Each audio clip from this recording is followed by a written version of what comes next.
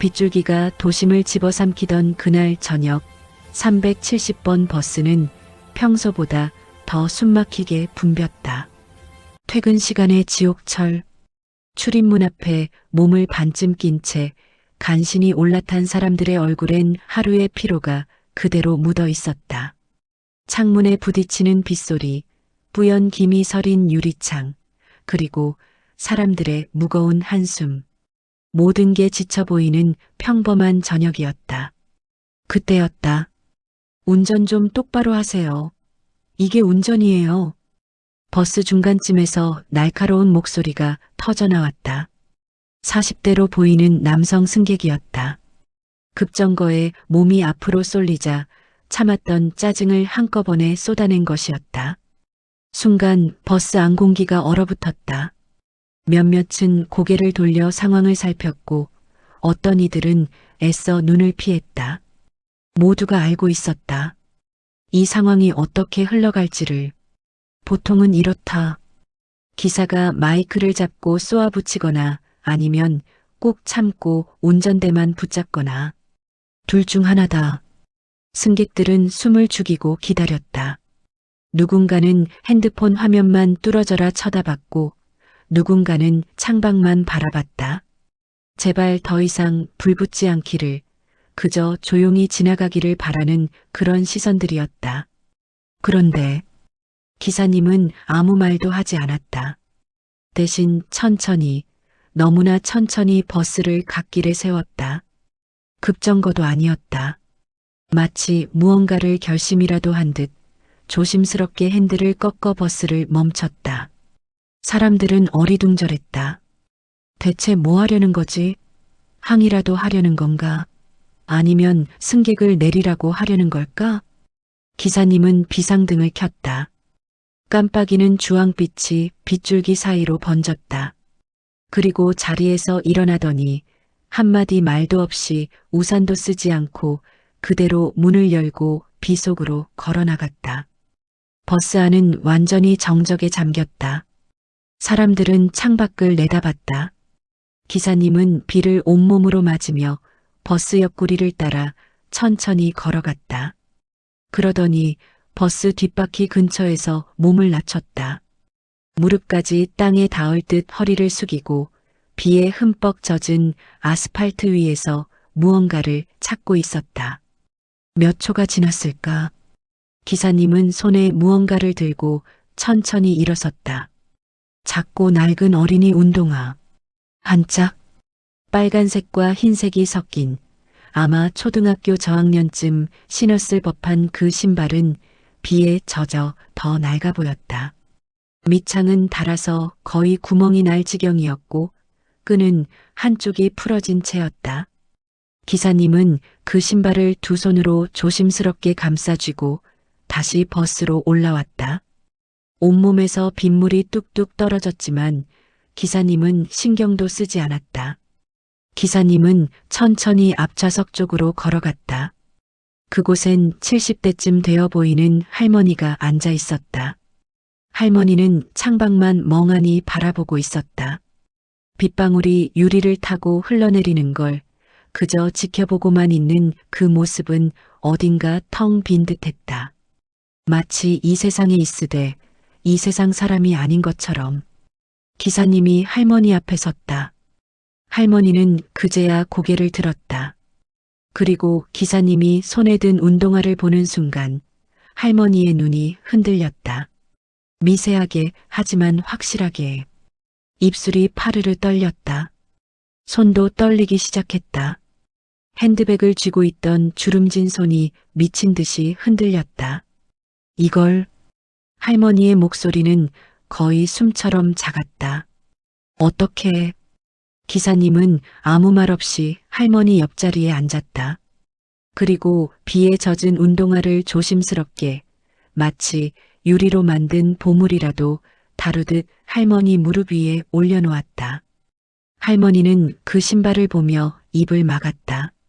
그리고 떨리는 손으로 아주 천천히 그 신발을 집어들었다. 버스 안에 10명이 넘는 사람들은 모두 숨을 죽이고 그 광경을 지켜봤다. 아까 소리쳤던 남성 승객도 입을 다물었다. 누군가는 두 손을 모으고 누군가는 입술을 깨물었다. 모두가 알았다. 지금 이 순간이 평범한 순간이 아니라는 것을. 무언가 엄청난 이야기가 이 작은 운동화 한 짝에 담겨 있다는 것을. 할머니는 운동화를 가슴에 꼭 안았다. 그리고 목이 메어 말을 잇지 못한 채 고개를 푹 숙였다. 어깨가 미세하게 떨렸다. 울음을 참는 그 모습에 버스 안 누군가도 눈시울을 붉혔다. 그때 기사님이 조용히, 정말 조용히 말했다. 할머니, 이거 찾으시는 거 맞죠? 할머니는 고개를 들지 못했다. 그저 고개만 끄덕였다. 한 번, 두 번, 운동화를 품에 안은 채 온몸으로 오열하기 시작했다. 버스 안은 숨소리조차 사라졌다. 빗소리만이 창문을 두드렸다. 누군가는 고개를 돌려 눈물을 닦았고 누군가는 그저 고개를 숙인 채 그 장면을 지켜봤다. 모두가 느꼈다. 이 작은 친절 뒤에 아무도 몰랐던 거대한 사연이 숨어 있다는 것을.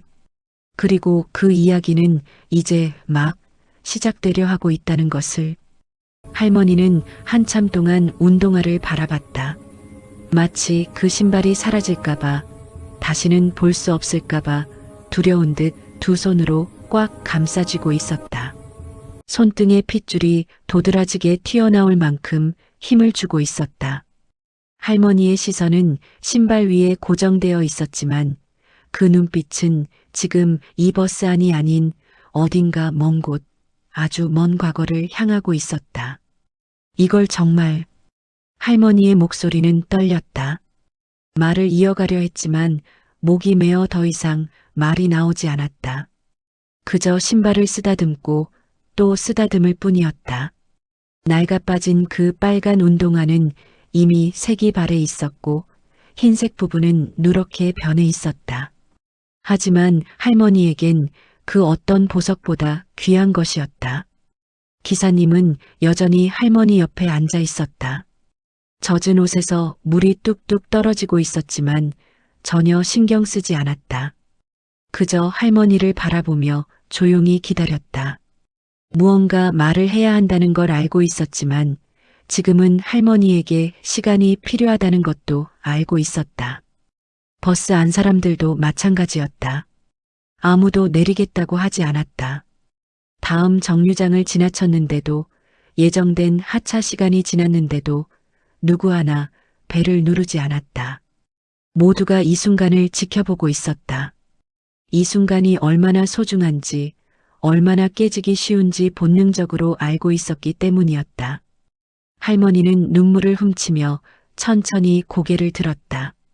눈가는 이미 빨갛게 부어 있었고 주름진 얼굴엔 눈물 자국이 선명했다. 할머니는 떨리는 목소리로 입을 열었다. 이건 내 손주 신발이에요. 그 말이 끝나자마자 버스 안 공기가 또 한 번 무거워졌다. 몇몇 승객은 입술을 깨물었고 누군가는 눈을 감았다. 모두가 이제 뭔가 깊고 슬픈 이야기가 시작될 것임을 직감했다. 준호네 손주 이름이 준호예요. 할머니는 운동화를 가슴에 안으며 말을 이었다. 이 신발을 얼마나 좋아했는지 몰라요. 빨간색이라고 슈퍼맨 신발이라고 맨날 신고 다녔어요. 달아서 구멍 날 때까지 새 신발 사준다고 해도 이것만 신겠다고. 할머니의 목소리는 점점 작아졌다. 말을 할 때마다 숨이 턱턱 막히는 것 같았다. 하지만 멈출 수 없었다. 이 이야기를, 이 아이를 누군가에게 말해야만 했다. 너무 오랫동안 혼자 삼키고 있었던 그리움을. 준호는 착한 아이였어요. 엄마 아빠가 바쁘니까 나한테 맡겨졌는데 나는 손주를 키우는 게 행복했어요. 아침마다 같이 밥 먹고 학교 보내고 같이 시장도 가고 그게 내 삶의 전부였어요. 할머니는 잠시 말을 멈췄다. 창밖을 봤다. 빗줄기가 여전히 거세게 쏟아지고 있었다. 할머니의 눈엔 그 빗줄기가 마치 시간의 흐름처럼 보였다. 멈출 수 없이, 되돌릴 수 없이 흘러가는 것. 그런데 어느 날, 할머니의 목소리가 떨렸다. 심하게 떨렸다. 학교 끝나고 집에 오는 길에 이 버스를 타고 오다가 더 이상 말을 잇지 못했다. 할머니는 고개를 떨구고 흐느꼈다. 어깨가 들썩였고 손은 여전히 운동화를 꽉 쥐고 있었다. 기사님은 고개를 숙였다. 그의 눈가도 이미 붉어져 있었다. 버스 안 승객 중 한 여성이 손으로 입을 막았다. 또 다른 승객은 고개를 돌려 창밖을 보며 눈물을 참았다. 누군가는 주먹을 꽉 쥐었다. 모두가 알았다. 이 이야기가 어디로 향하고 있는지를, 그리고 그 끝이 얼마나 비극적인지를. 사고가 났어요. 할머니의 목소리는 이제 거의 속삭임에 가까웠다. 갑자기 차가 신호를 무시하고 그 애가 내 앞에서. 할머니는 더 이상 말을 이을 수 없었다. 그저 울 뿐이었다. 운동화를 품에 안고 온몸으로 울었다. 그 울음엔 3년 동안 쌓인 그리움이, 후회가, 슬픔이, 모든 것이 담겨 있었다. 기사님은 할머니의 어깨에 손을 올렸다. 말은 하지 않았다. 무슨 말을 한다 해도 이 슬픔을 위로할 순 없다는 걸 알고 있었기 때문이다. 그저 함께 있어주는 것, 그것만이 할 수 있는 전부였다. 그날 이후로 이 신발을 찾지 못했어요. 할머니는 눈물을 닦으며 말했다. 사고 현장에서 아무리 찾아도 없었어요. 경찰도 찾아줬지만 끝내 못 찾았어요. 그래서 나는 매일 같은 시간에 같은 버스를 타요. 혹시나 하는 마음으로. 그 말에 버스 안 사람들은 가슴이 무너지는 것 같았다. 3년 동안 할머니는 매일 이 버스를 탔던 것이다. 손주의 마지막 흔적을 찾기 위해, 그 작은 신발 한 짝을 찾기 위해. 이게 없어지면 나는 그 아이를 완전히 잃어버리는 것 같아서요. 할머니의 고백에 버스 안 여기저기서 훌쩍이는 소리가 들렸다. 누군가는 고개를 숙였고 누군가는 눈을 감았다. 모두가 할머니의 아픔을 느꼈다. 그 깊고 끝없는 슬픔을. 기사님은 눈을 감았다. 그의 눈에서도 눈물 한 줄기가 흘러내렸다. 그리고 그는 알고 있었다. 이제 자신이 말해야 할 차례라는 것을. 3년 동안 가슴에 묻어두었던 그날의 진실을.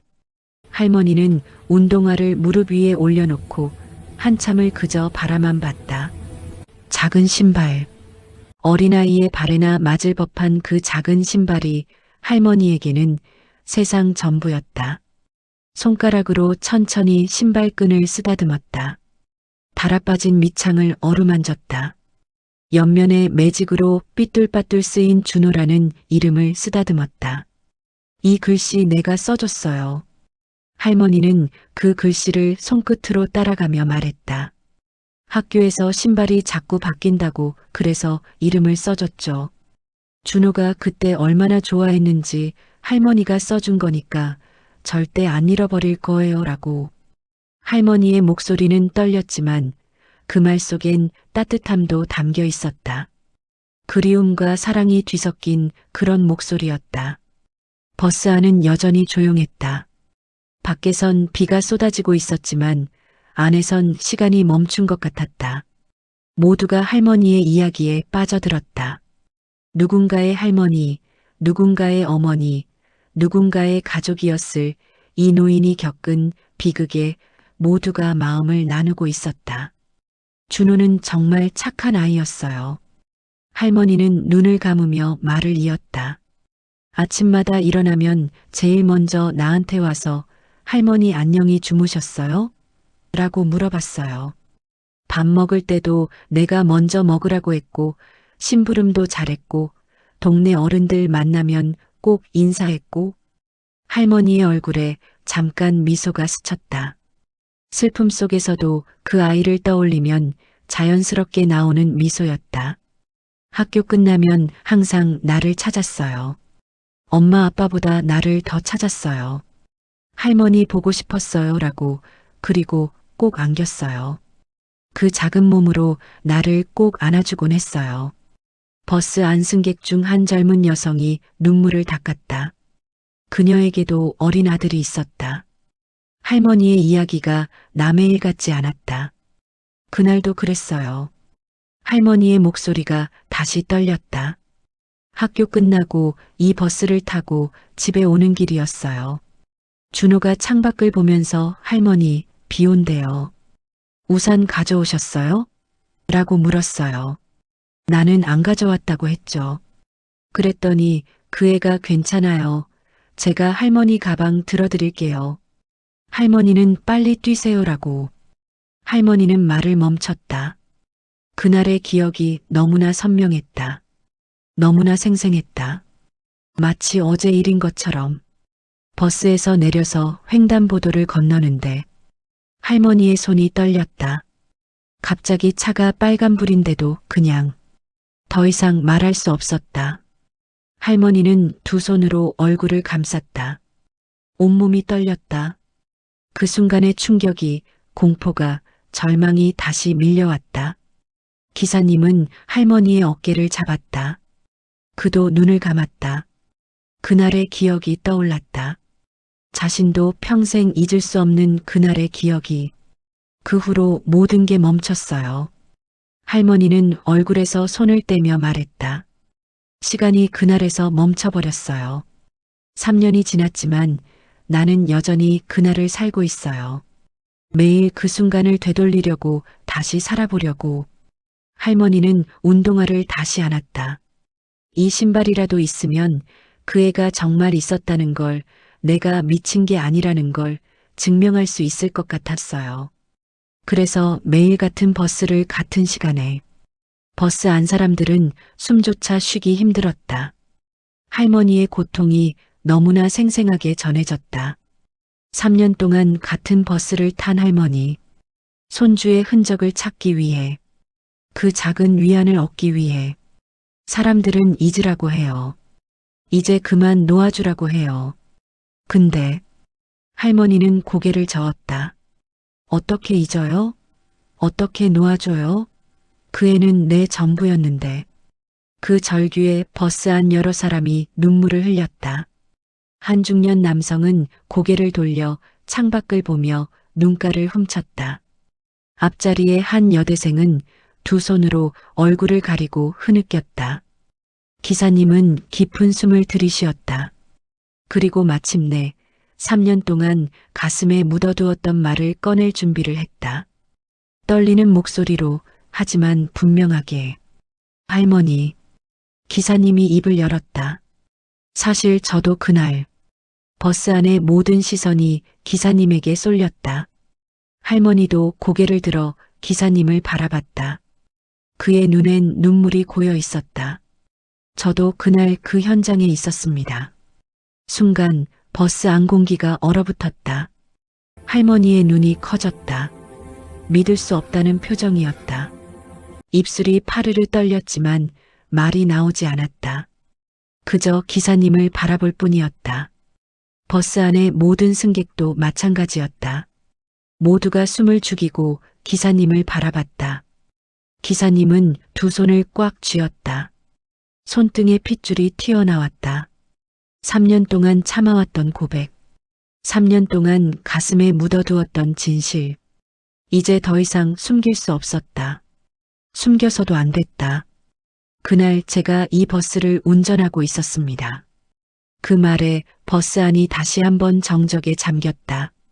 누군가는 입을 벌린 채 얼어붙었고 누군가는 눈을 크게 떴다. 할머니는 손으로 입을 막았다. 기사님은 떨리는 목소리로 말을 이었다.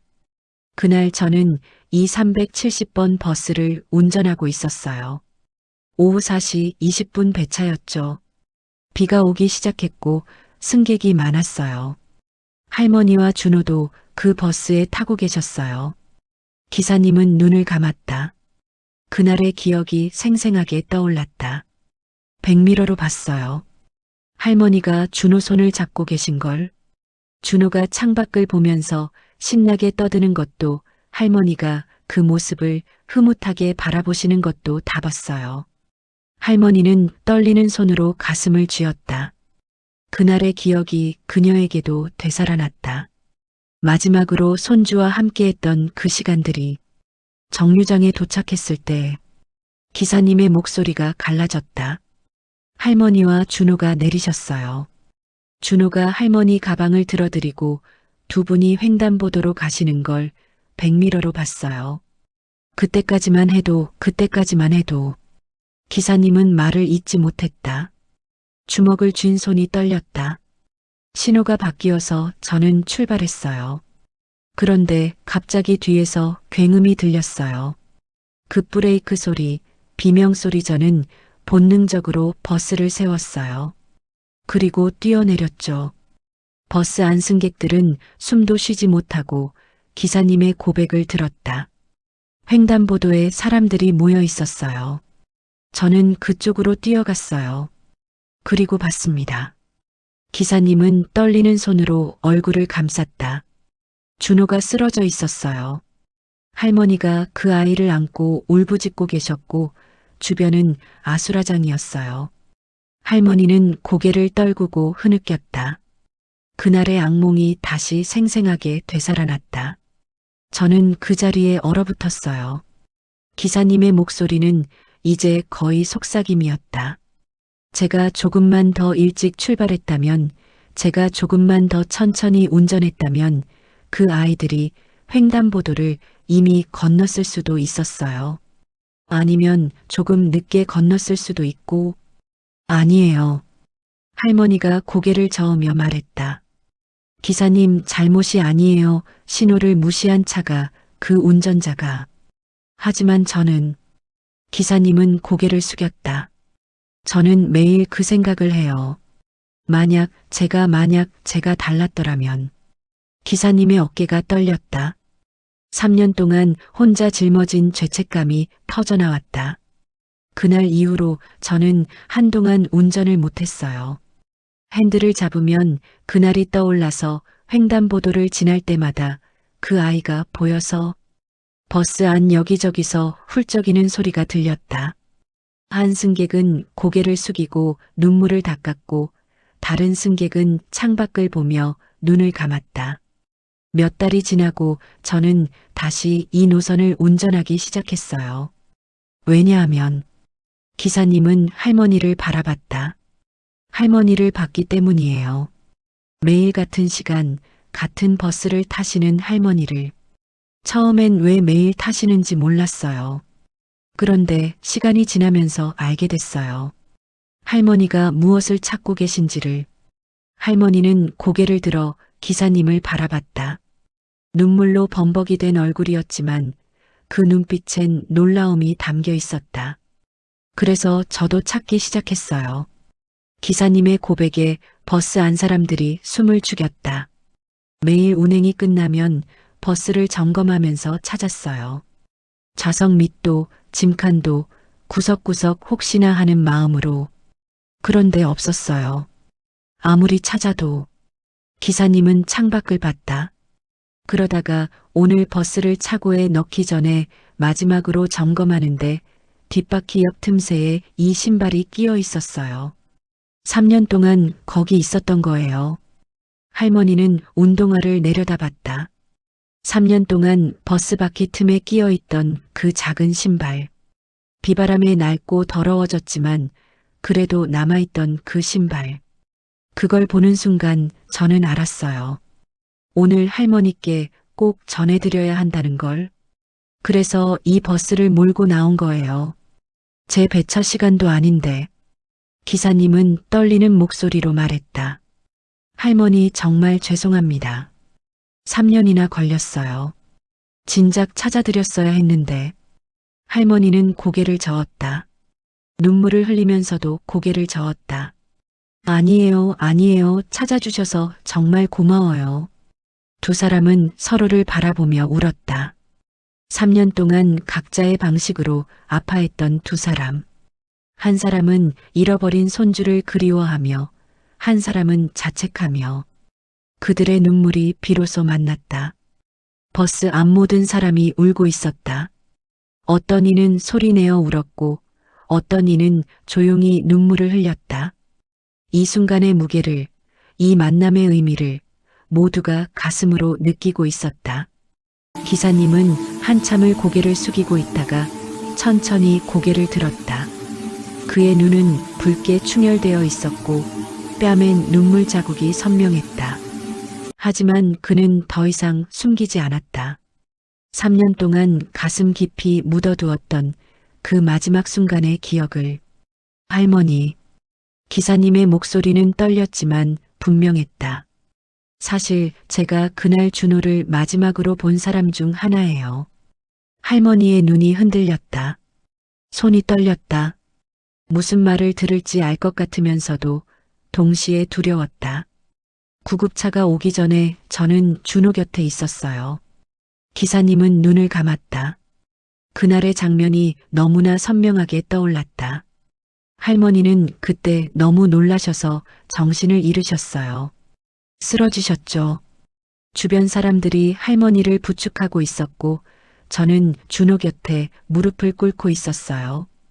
기사님의 손이 떨렸다. 그는 자신의 손을 내려다보며 말을 이었다. 준호가 눈을 뜨고 저를 봤어요. 그 말에 할머니가 숨을 삼켰다. 버스 앞 모든 사람도 숨을 죽였다. 제가 괜찮아. 곧 119가 와라고 말했어요. 근데 준호가 작은 손으로 제 손을 잡았어요. 기사님은 떨리는 손을 들어 올렸다. 그 손을 바라보며 말했다. 이렇게 꽉, 정말 꽉 잡았어요. 그 작은 손으로 그렇게 힘이 있을 줄 몰랐어요. 할머니는 두 손으로 입을 막았다. 눈물이 주르륵 흘러내렸다. 준호가 뭐라고 말하려고 했어요. 입술이 움직였죠. 저는 귀를 가까이 대고 들었어요. 그리고 기사님은 목이 메었다. 잠시 말을 멈췄다가 다시 입을 열었다. 할머니라고 했어요. 할머니의 입에서 작은 신음이 새어나왔다. 할머니한테 말 전해주세요라고. 기사님의 눈에서 눈물이 흘러내렸다. 괜찮다고, 할머니 잘못 아니라고 말해주세요라고. 그 순간 할머니는 몸을 앞으로 숙이며 울음을 터뜨렸다. 참았던 모든 감정이 한꺼번에 쏟아져 나왔다. 버스 안 여러 승객도 함께 울었다. 한 젊은 남성은 주먹으로 눈을 닦았고 한 아주머니는 두 손을 모으고 기도하듯 눈을 감았다. 그리고 기사님은 떨리는 목소리로 계속 말했다. 할머니 사랑한다고 꼭 전해주세요라고. 할머니는 소리내어 울었다. 온몸으로 울었다. 3년 동안 듣지 못했던 손주의 마지막 말. 그 말을 이제서야 듣게 된 것이다. 그 말을 하고 준호는 웃었어요. 기사님의 목소리가 떨렸다. 정말로 웃었어요. 그렇게 아픈데, 그렇게 힘든데 할머니 걱정만 하면서 웃었어요. 기사님은 고개를 떨구고 눈물을 흘렸다. 그 미소를 저는 평생 잊을 수가 없어요. 그렇게 착한 아이를, 그런 아이를 지켜주지 못한 저는. 할머니는 고개를 들어 기사님을 바라봤다. 눈물로 범벅이 된 얼굴로. 기사님 고마워요. 할머니의 목소리는 떨렸지만 그 속엔 진심이 담겨 있었다. 그 말을 전해주셔서 정말 정말 고마워요. 할머니는 운동화를 꽉 안으며 말을 이었다. 나는 그 애가 나 때문에 다쳤다고 생각했어요. 내가 빨리 걷지 못해서, 내가 느려서 그 애가. 할머니는 말을 잇지 못하고 흐느꼈다. 근데 그 애가 나를 걱정했다니 마지막 순간에도. 기사님은 고개를 끄덕였다. 준호는 정말 할머니를 많이 사랑했어요. 그 짧은 순간에도 할머니 생각만 했어요. 두 사람은 서로를 바라보며 함께 울었다. 주변 승객들도 모두 눈물을 흘렸다. 이 순간 이 버스 안에 있는 모든 사람이 하나가 되었다. 슬픔으로, 그리움으로, 그리고 사랑으로. 창밖에선 여전히 비가 내렸다. 하지만 그 빗소리가 이제는 달리 들렸다. 마치 하늘이 함께 울고 있는 것처럼. 작은 천사를 기억하며 그 천사가 남긴 사랑을 축복하며. 기사님은 한참을 말없이 앉아 있다가 천천히 입을 열었다. 그의 목소리엔 3년 동안 쌓인 회한이 묻어 있었다. 할머니, 사실 저는 그날 이후로 한 달 동안 일을 못했어요. 할머니는 고개를 들어 기사님을 바라봤다. 매일 밤 악몽을 꿨어요. 준호의 마지막 모습이, 그 아이가 제 손을 잡던 순간이 계속 떠올랐어요. 눈을 감으면 보이고 눈을 뜨면 또 보이고. 기사님은 떨리는 손으로 얼굴을 감쌌다. 회사에서 상담을 권유했어요. 심리치료도 받았죠. 그런데 제일 힘든 건 준호의 마지막 말을 전하지 못한다는 거였어요. 그 말에 할머니가 눈을 크게 떴다. 할머니께 꼭 전해야 한다는 걸 알았어요. 그 아이가 마지막으로 한 말을, 할머니를 얼마나 사랑했는지를, 할머니 걱정을 했다는 걸. 기사님은 고개를 숙였다. 근데 용기가 없었어요. 버스 안이 다시 조용해졌다. 모두가 기사님의 고백에 귀를 기울였다. 할머니를 어떻게 찾아가요? 무슨 말로 시작해요? 안녕하세요. 저 그날 현장에 있던 버스 기사입니다. 사실은요, 이렇게 말하면 할머니가 얼마나 놀라시겠어요? 얼마나 아프시겠어요? 기사님의 목소리가 떨렸다. 그래서 저는 비겁하게도 미뤘어요. 내일 말하지, 다음에 말하지, 그렇게 시간만 흘러갔어요. 할머니는 고개를 저었다. 비겁한 게 아니에요. 그럴 수 있어요. 아니에요. 기사님은 단호하게 말했다. 비겁했어요. 저는 제 마음이 편하길 원했던 거예요. 할머니의 슬픔과 마주하는 게 두려워서 그냥 모른 척하고 싶었던 거예요. 기사님은 주먹을 쥐었다. 그러다가 한 달 후에 다시 운전대를 잡았어요. 그리고 이 노선을 다시 운행하기 시작했죠. 그때 할머니를 처음 봤어요. 할머니가 조용히 고개를 끄덕였다. 처음엔 누군지 몰랐어요. 그냥 매일 같은 시간에 타시는 할머니가 있다고만 생각했죠.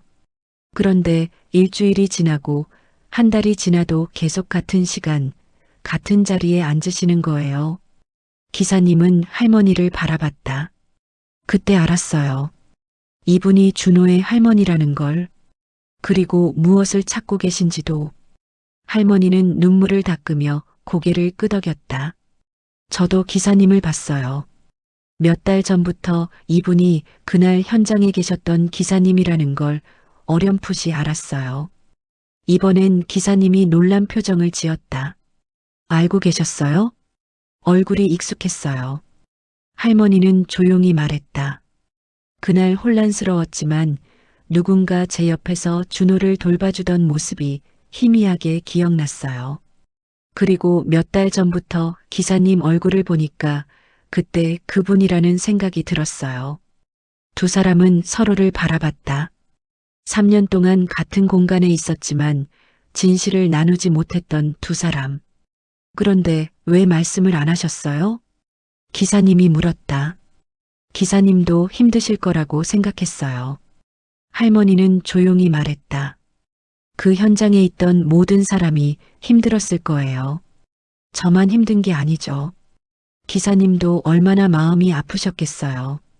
할머니는 기사님의 손을 잡았다. 그리고 기사님이 준비가 되면 언젠가는 말씀해 주실 거라고 믿었어요. 기사님은 할머니의 손을 꽉 잡았다. 두 사람의 손은 떨리고 있었지만 그 떨림 속에는 이해와 용서가 담겨 있었다. 죄송합니다. 너무 늦었습니다. 기사님의 목소리는 떨렸다. 3년이나 걸렸어요. 진작 말씀드렸어야 했는데, 진작 이 신발도 찾아드렸어야 했는데. 아니에요. 할머니는 고개를 저었다. 오늘이라도 와주셔서 고마워요. 늦은 게 아니에요. 오히려 딱 맞는 시간이었어요. 할머니는 운동화를 내려다봤다. 3년 동안 저도 준비가 필요했어요. 이 아픔을 받아들이는 시간이, 그리고 오늘 준호의 마지막 말을 들을 준비가 된 거예요. 버스 안 승객들은 두 사람의 대화를 조용히 들었다.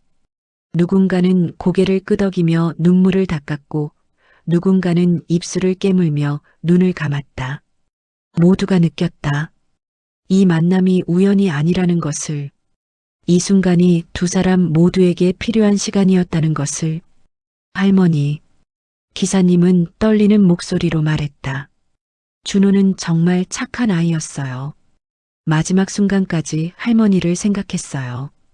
그 어린 나이에 그렇게 할머니를 사랑할 수 있다는 게 정말 대단한 거예요. 할머니는 눈물을 흘리며 고개를 끄덕였다. 그 애는 태어날 때부터 천사 같았어요.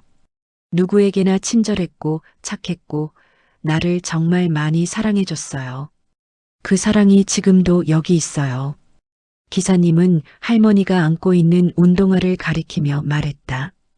이 신발 안에, 할머니의 기억 안에, 그리고 준호가 마지막으로 남긴 말 속에. 두 사람은 함께 운동화를 바라봤다. 작고 낡은 그 신발이 이제는 전혀 다르게 보였다. 단순한 물건이 아니었다. 그것은 사랑의 증표였고 기억의 그릇이었고 두 영혼을 이어주는 다리였다. 할머니는 한참을 운동화를 품에 안고 있다가 손등으로 눈물을 닦았다. 그리고 천천히 고개를 들어 기사님을 바라봤다. 그 눈빛엔 슬픔만이 아니라 뭔가 따뜻한 것도 담겨 있었다. 기사님, 할머니의 목소리는 여전히 떨렸지만 전보다는 안정적이었다. 준호 이야기 더 들려주실 수 있어요? 기사님은 고개를 끄덕였다. 그날 잠깐이었지만 준호와 이야기를 나눴어요. 할머니는 앞으로 몸을 기울이며 귀를 기울였다. 버스 안다른 승객들도 마찬가지였다. 모두가 그 아이의 마지막 순간을 함께 기억하고 싶었다. 준호가 제 손을 잡고 힘들어하면서도 계속 할머니 이야기를 했어요. 기사님은 눈을 감으며 그날을 떠올렸다. 우리 할머니는요, 세상에서 제일 좋은 할머니예요 라고 했어요. 할머니가 해주시는 밥이 제일 맛있어요. 엄마보다 더 맛있어요 라고. 할머니는 손으로 입을 막으며 웃었다. 눈물이 흐르는데도 웃고 있었다. 그리고 기사님도 작게 미소를 지었다. 할머니는 아침마다 제 머리를 쓰다듬어 주세요. 그럼 기분이 좋아져요라고 했어요. 할머니는 고개를 끄덕였다. 맞아요. 매일 아침 그의 머리를 쓰다듬어 줬어요. 그럼 준호가 눈을 감고 활짝 웃었죠. 준호가 그 이야기도 했어요. 기사님이 말했다. 할머니 손이 따뜻해서 좋아요라고. 할머니 냄새도 좋아요라고. 할머니는 눈물을 흘리며 웃었다. 슬픔과 그리움이 뒤섞인 복잡한 감정이었지만 그 속엔 분명 사랑이 있었다. 그 애가 그런 말을 했어요? 네. 기사님은 고개를 끄덕였다. 준호는 정말 할머니를 많이 사랑했어요. 그 짧은 시간 동안에도 할머니 이야기만 했어요.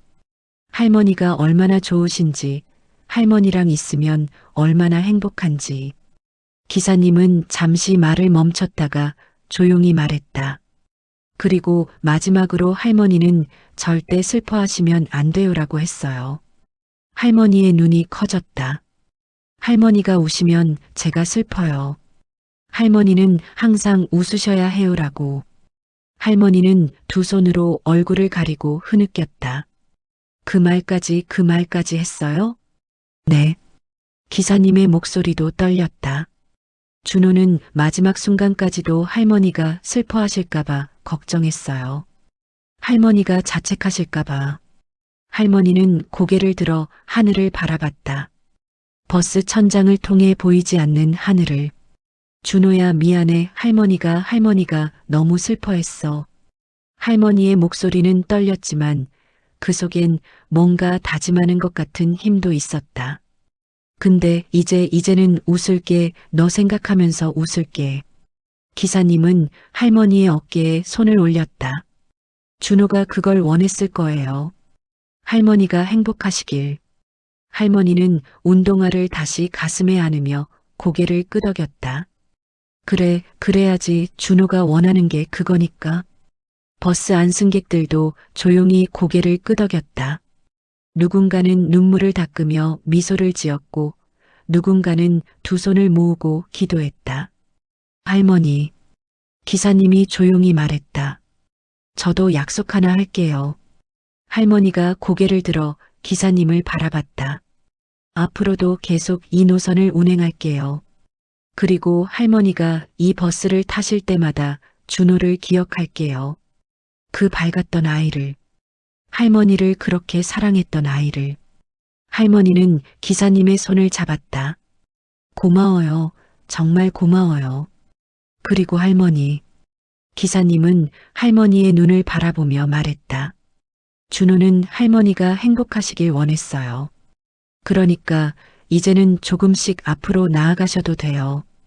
준호를 잊으라는 게 아니에요. 준호를 가슴에 품은 채 그래도 살아가시는 거예요.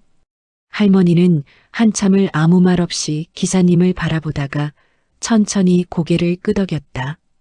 그래야죠. 준호가 원하는 게 그거니까. 할머니는 운동화를 내려다보며 작게 미소를 지었다. 그동안 너무 붙잡고만 있었어요. 이 아픔을, 이 슬픔을, 그게 준호와 연결된 마지막 끈이라고 생각했어요. 할머니는 운동화를 쓰다듬으며 말을 이었다. 근데 이제 알았어요. 준호는 항상 내 곁에 있다는 걸. 이 신발 속에도, 내 기억 속에도, 그리고 할머니는 가슴에 손을 얹었다. 여기 내 마음 속에도. 기사님은 고개를 끄덕이며 미소를 지었다. 처음으로 지어보는 편안한 미소였다. 3년 동안 짊어졌던 무거운 짐이 조금 가벼워진 것 같았다. 두 사람은 서로를 바라보며 조용히 미소를 나눴다. 슬픔 속에서도 찾아낸 작은 위로. 그 위로가 두 사람을 감싸고 있었다. 버스 안 사람들도 조용히 미소를 지었다. 눈물로 젖은 얼굴이었지만 그 미소엔 따뜻함이 담겨 있었다. 모두가 느꼈다. 이 순간이 끝이 아니라 새로운 시작이라는 것을, 슬픔 끝에 찾아온 작은 희망이라는 것을. 버스는 천천히 움직이기 시작했다. 기사님은 운전석으로 돌아가 조심스럽게 핸들을 잡았다. 할머니는 여전히 같은 자리에 앉아 운동화를 무릎 위에 올려놓고 있었다. 하지만 이제 그 모습이 전과는 달랐다. 여전히 슬픔이 있었지만 그 속에 평화도 함께 있었다.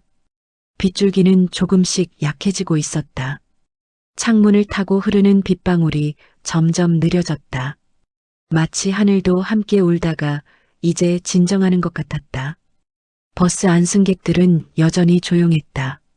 누구도 말을 하지 않았지만 모두가 같은 생각을 하고 있었다. 오늘 이 버스에서 일어난 일을 평생 잊지 못할 것이라고. 할머니는 창밖을 바라봤다. 비에 젖은 거리가 흘러갔다. 익숙한 풍경이었다. 3년 동안 매일 봐온 그 풍경. 하지만 오늘은 달라 보였다.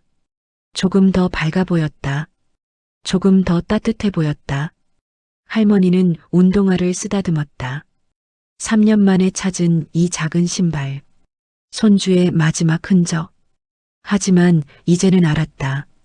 이것이 전부가 아니라는 것을. 준호는 이 신발 속에만 있는 게 아니라 할머니의 모든 기억 속에, 모든 순간 속에 살아있다는 것을. 할머니, 다음 정류장이에요. 기사님의 부드러운 목소리가 마이크를 통해 흘러나왔다. 할머니는 고개를 끄덕이며 천천히 일어섰다. 무릎이 조금 아팠지만 마음은 전보다 가벼웠다. 버스가 멈췄다. 문이 열렸다. 할머니는 운동화를 품에 꼭 안고 천천히 내렸다. 기사님은 운전석에서 일어나 할머니를 부축했다. 조심히 내리세요. 고마워요, 기사님. 할머니는 기사님을 돌아보며 미소를 지었다. 여전히 눈가는 붉었지만 그 미소는 진심이었다. 정말 정말 고마워요. 오늘 와주셔서. 기사님도 미소를 지었다. 저야말로 할머니 덕분에 마음의 짐을 조금 내려놓았어요. 두 사람은 버스 정류장에서 잠시 서 있었다. 비는 거의 그쳤고 구름 사이로 희미한 빛이 새어나오고 있었다. 저녁 해가 지기 직전에 그 부드러운 빛. 할머니, 앞으로도 이 버스 자주 타세요. 기사님이 말했다. 제가 운행하는 시간에 오시면 항상 반갑게 맞이할게요. 할머니는 고개를 끄덕였다. 그럴게요. 하지만 이제는 조금 다른 마음으로 탈 것 같아요. 어떤 마음으로요? 찾는 게 아니라 기억하는 마음으로요. 할머니는 운동화를 내려다보며 말했다. 준호와 함께했던 행복한 시간들을, 그 아이가 얼마나 밝았는지, 얼마나 나를 사랑했는지. 기사님은 고개를 끄덕였다.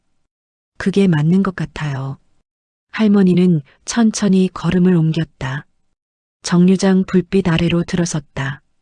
그리고 한 번 더 돌아봤다. 기사님은 여전히 버스 문 앞에 서서 할머니를 바라보고 있었다. 기사님도 이제는 편히 쉬세요. 할머니가 말했다. 준호는 기사님을 원망하지 않았을 거예요. 오히려 고마워했을 거예요. 마지막 순간에 곁에 있어줘서. 기사님의 눈에 다시 눈물이 고였지만 그는 미소로 답했다. 감사합니다, 할머니. 버스 문이 천천히 닫혔다. 기사님은 운전석으로 돌아갔고 버스는 천천히 출발했다. 뒷창을 통해 할머니의 모습이 점점 작아졌다. 정류장 불빛 아래 서 있는 그 작은 실루엣. 할머니는 버스가 사라질 때까지 지켜봤다. 그리고 천천히 고개를 숙여 운동화를 바라봤다. 3년 동안 찾아 헤맨 그 신발. 이제야 찾은 그 흔적. 준호야. 할머니는 조용히 속삭였다. 할머니가 이제 알았어. 내가 하고 싶었던 말. 내가 나한테 바라는 것. 할머니는 운동화를 가슴에 안으며 하늘을 올려다봤다. 구름 사이로 별 하나가 반짝이고 있었다. 행복하게 살라는 거지? 널 가슴에 품고 그래도 웃으면서 살라는 거지? 할머니는 눈을 감았다. 그리고 깊게 숨을 들이쉬었다. 3년 만에 처음으로 편안하게 들이쉬는 숨이었다. 그래, 그렇게 할게. 약속할게. 할머니는 눈을 떴다. 그리고 작게, 정말 작게 미소를 지었다. 슬픔과 그리움이 담긴 미소. 하지만 동시에 희망도 담긴 미소. 오래 기다린 끝에 찾아온 평화의 미소. 정류장 불빛이 할머니를 비췄다. 운동화를 품에 안은 할머니의 모습. 그 모습은 고독해 보이면서도 동시에 평온해 보였다. 혼자 서 있지만 사실은 혼자가 아니었다. 할머니의 곁에는 항상 준호가 있었다. 기억 속에, 마음 속에, 그리고 지금 품에 안긴 이 작은 신발 속에. 비는 완전히 그쳤다. 하늘엔 구름이 걷히고 별들이 하나둘 모습을 드러냈다. 도시의 불빛들이 하나씩 켜지기 시작했다. 새로운 밤이 시작되고 있었다. 하지만 이 밤은 전과는 달랐다. 희망이 있는 밤이었다. 작은 빛이 있는 밤이었다. 할머니는 천천히 집으로 걸음을 옮기기 시작했다. 운동화를 꼭 안은 채. 그 걸음걸이는 여전히 느렸지만 전보다는 가벼워 보였다. 3년 동안 짊어진 무거운 짐을 조금 내려놓은 것처럼. 정류장은 다시 조용해졌다. 불빛만이 홀로 깜빡였다. 하지만 그 불빛 아래에서 오늘 저녁 두 영혼이 만났다. 슬픔을 나눴고, 용서를 나눴고, 그리움을 나눴다. 그리고 가장 중요한 것을 나눴다. 사랑을. 어디선가 버스 소리가 들렸다. 370번 버스가 다음 노선을 달리고 있었다. 기사님은 핸들을 잡고 조심스럽게 운전했다. 그의 얼굴엔 여전히 눈물 자국이 남아 있었지만 그 표정은 평화로웠다. 3년 만에 처음 느끼는 평화였다. 그날 밤 370번 버스를 탔던 모든 승객은 집에 돌아가 사랑하는 사람들을 조금 더 꼭 안아주었다. 당연하게 여겼던 일상이 얼마나 소중한지, 함께 있는 이 순간이 얼마나 귀한지 깨달았기 때문이다. 그리고 할머니는 그날 밤 준호의 운동화를 작은 유리 상자에 넣어 거실에 놓았다. 그리고 그 옆에 준호의 사진을 두었다. 활짝 웃고 있는 준호의 사진을, 빨간 운동화를 신고 뛰어놀던 그 밝은 모습의 사진을. 잘 자, 준호야. 할머니는 이제 괜찮아. 할머니는 사진에 입을 맞추고 조용히 미소를 지었다. 그 미소 속에는 슬픔도 있었고, 그리움도 있었고, 후회도 있었다. 하지만 가장 큰 것은 사랑이었다. 영원히 사라지지 않을, 영원히 계속될 사랑. 그렇게 그날 저녁은 저물어갔다. 비 내린 거리는 다시 조용해졌고 사람들은 각자의 집으로 돌아갔다. 하지만 370번 버스에서 일어난 일은, 그 작은 친절과 큰 사연은 오래오래 사람들의 마음속에 남았다. 때로는 작은 친절이 누군가의 인생을 바꾼다는 것. 때로는 용기 내어 한 마리 누군가를 구원한다는 것. 그리고 무엇보다 사랑은 죽음마저 넘어선다는 것을. 그것이 그날 저녁 비 내리는 버스 안에서 일어난 작은 기적의 진짜 의미였다.